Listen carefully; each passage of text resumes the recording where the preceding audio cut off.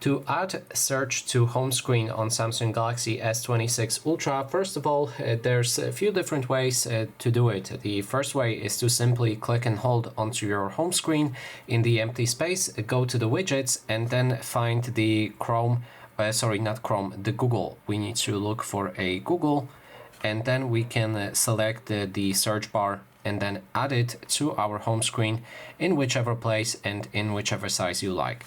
That way, if you click on it, you will perform a search.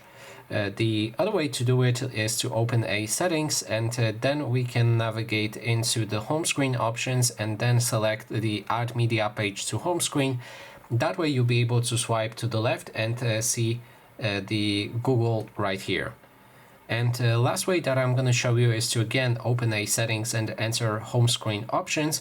Inside, find the option called show finder on home screen, and that way if we go back we'll be able to find this option right here, and then we can also search.